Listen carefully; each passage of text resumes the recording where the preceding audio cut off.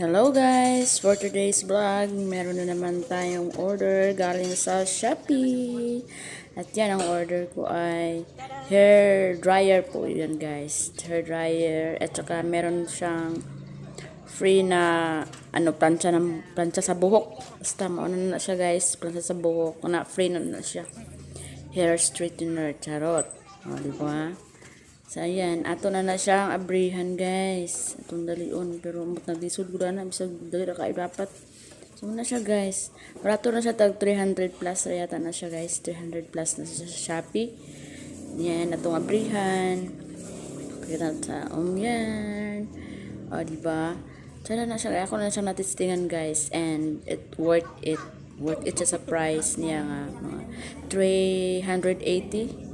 Yan, so, tanaw na po na to ang hair straightener. Plancha sa buhok. So, ayan. Sada po na siya, guys. Mainit din na siya, guys. Ayan. Diba? Barato na siya, pero, kuha na, duha na kabuok ba yung mga gamit na. Hindi na ka magpalit-palit sa isa.